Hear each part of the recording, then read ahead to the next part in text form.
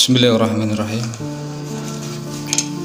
Assalamualaikum warahmatullahi wabarakatuh.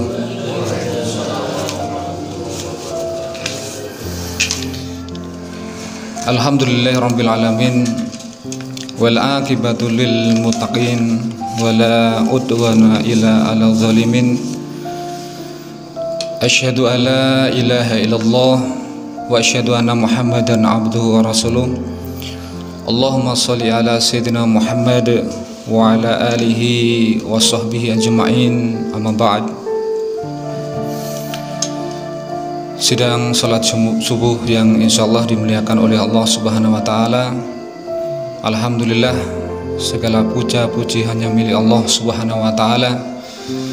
Dan alhamdulillah dengan rahmat karunia-Nya Allah Subhanahu wa taala pada subuh ini masih memberikan kita kekuatan, kemudahan untuk menjalankan atau menunaikan kewajiban kita, yaitu sholat subuh berjamaah. Dan mudah-mudahan ini menjadi catatan amal kita kelak di yaumil akhirat.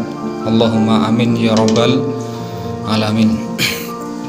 Sholawat serta salam semoga tetap terlimpah curahkan kepada uswah hasanah kita, Habibana wa Nabiyana Muhammad sallallahu alaihi wasallam. Pun pula kepada keluarga beliau, para sahabat, para tabi'in, para tabi'in dan umatnya dari dahulu, sekarang dan pada masa-masa yang akan datang. Sidang salat subuh yang dimuliakan oleh Allah Subhanahu wa taala, sedikit ingin saya sampaikan pada kesempatan yang berbahagia ini. Ada sebuah kisah yang cukup menarik. Ini saya dapatkan di kitab yang sering saya sampaikan di sini, yaitu Tamsil. Tamsil itu permisalan ibarat yang kisah-kisah ini bisa kita menjadikan pelajaran untuk kita semuanya. Di antara kisah yang menarik itu adalah ada sebuah kerajaan. Jadi Bapak Ibu bayangkan, ada sebuah kerajaan.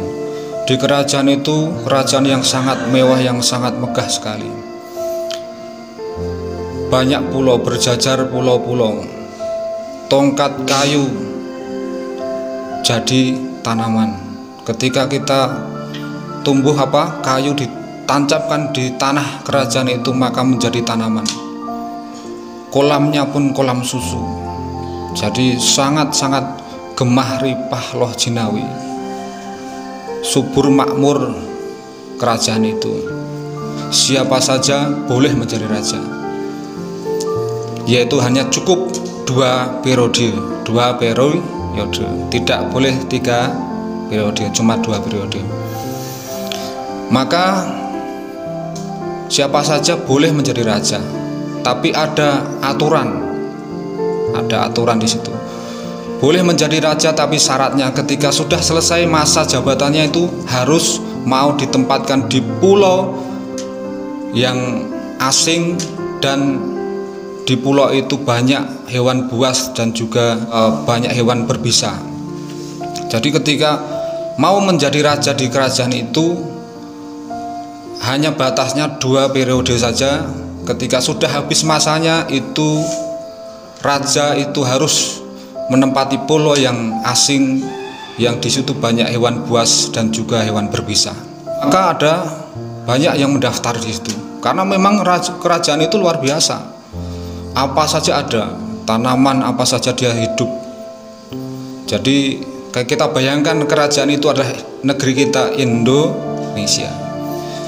Tanaman subur makmur, hijau royo-royo kan gitu. Dan makanan apa saja ada. Maka raja yang pertama menduduki tahta, raja pertama. Lalu raja ini karena dia cuma ada waktu 2 periode, dia manfaatkan semaunya saja. Makanan, minuman, pokoknya dia berfoya-foya, menggunakan waktunya 2 periode itu berfoya-foya. Tidak tahu rakyatnya mau sengsara, mau miskin, mau terpuruk, tidak peduli. Yang penting raja itu bisa memuaskan hawa nafsunya, maka dia berbuat zolim. dengan rakyatnya menindas begitu. Yang penting dia bisa menikmati masa jabatannya itu.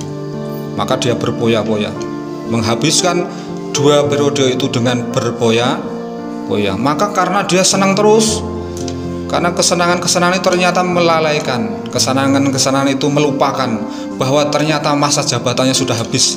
Dan akhirnya singkat cerita, sang raja itu dibawa, dilemparkan ke dalam pulau yang banyak hewan buas dan binatang berbisa. Maka apa yang terjadi? Bisa Bapak Ibu jamaah bayangkan, dia pasti binasa di pulau itu. Demikian juga muncul lagi ketika sudah masa periode itu sudah habis, maka daftar lagi, raja lagi. Jadi raja yang kedua. Raja yang kedua 2 periode. Dia juga ternyata tidak bisa mengambil pelajaran dari raja yang pertama. Dia gunakan 2 periode itu untuk bersenang-senang, berpoya-poya. Yang penting saya senang, yang penting saya bahagia, yang penting memuaskan hawa nafsunya. Dia tidak berpikir apa-apa, yang penting dia, makanya dia berfoya-foya terus hidupnya. Maka apa yang terjadi? Sama dengan nasib naas yang menimpa raja yang pertama, yaitu dia mengakhiri masa jabatannya itu dengan su'ul khotimah, berakhir dengan keburukan. Begitu seterusnya. Akhirnya ada pendaftaran lagi seorang raja. Ternyata raja ini ketika dilantik dia cerdas. Masa jabatan 1 hari yang pertama itu dia kirim pasukan. Dia kirim pasukan ke pulau itu membunuh hewan-hewan berbisa, binatang-binatang berbisa dan hewan buas di kerajaan atau di pulau itu. Jadi pulau itu penuh dengan mara bahaya. Maka dikirim pasukan ke pulau tersebut. Untuk apa? Untuk membumi hanguskan, membinasakan binatang-binatang buas dan hewan yang berbisa. Hari kedua dia kirim pasukannya dan juga rakyatnya ke pulau tersebut. Untuk apa? Untuk membangun infrastruktur. Dia mulai bangun tanam pondasi. Dia sudah mempunyai pandangan. Dia harus bangun pulau itu. Ketika sudah habis hewan-hewan yang berbahaya itu, dia bangun pulau itu. Terus dia menggunakan jabatannya itu hanya untuk mengirimkan semua apa yang dia punyai, potensi apa yang ada di kerajaan itu untuk membangun pulau tersebut. Akhirnya apa? Pulau tersebut menjadi istana yang lebih mewah daripada istana yang dia tempati. Menjadi istana yang lebih megah daripada istana yang dia memerintah cuma 2 periode.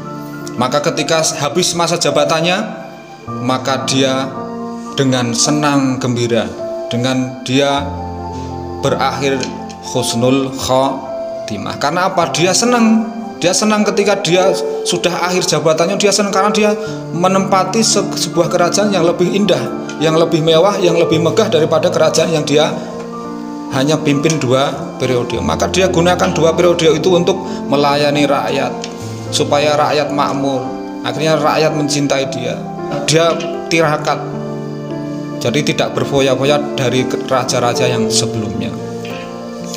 Jamaah yang dimuliakan oleh Allah Subhanahu wa taala, yang bisa kita ambil ini adalah melanjutkan apa yang saya sampaikan kemarin.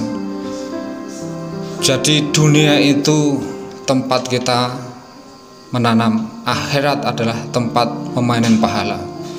Maka orang yang cerdas adalah berpikir bagaimana akhiratnya nanti bisa memperoleh surganya Allah Subhanahu wa taala. Yang surganya Allah itu adalah lebih luas daripada langit dan bumi.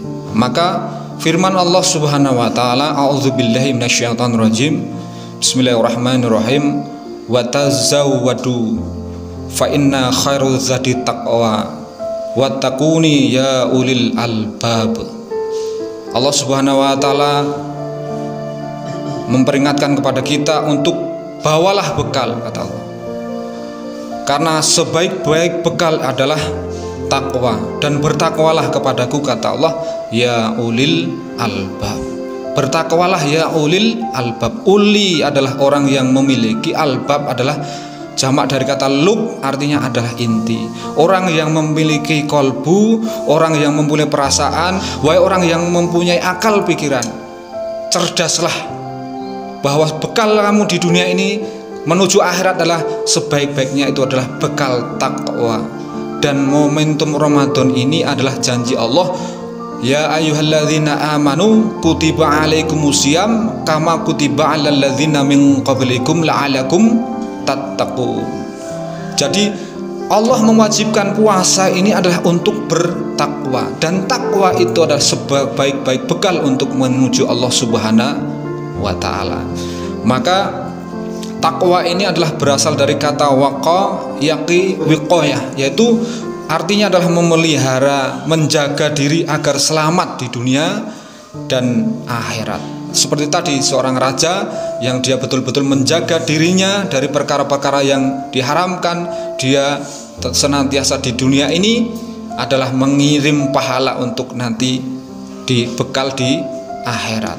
Karena di akhirat kita tidak tahu, bahkan satu hari akhirat itulah 1000 tahun di dunia. Kita sangat-sangat lama nanti, khalidina fiha abada di akhirat. Maka berbekalah, dan kata Allah sebaik-baik bekal adalah takwa.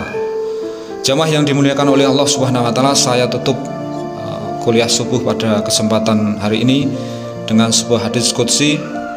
Ya, wahai anak Adam, luangkan waktu untuk beribadah kepadaku, kata Allah. Niscaya aku penuhi dadamu dengan kekayaan, dan aku menghindarkan kamu dari kemelaratan atau kemiskinan. Jika tidak, aku penuhi tanganmu dengan kesubukan kerja, dan aku tidak akan menghindarkan kamu dari kemiskinan atau kemelaratan. Hadis riwayat Imam Tirmizi dari Ibnu Majah. Demikian, mudah-mudahan apa yang saya sampaikan bisa diambil manfaatnya. Kurang lebihnya mohon dimaafkan. Kita tutup kafaratul majelis. Subhanakallahumma wa bihamdika asyhadu alla ilaha illa anta astaghfiruka wa atubu ilaik. Wassalamualaikum warahmatullahi wabarakatuh.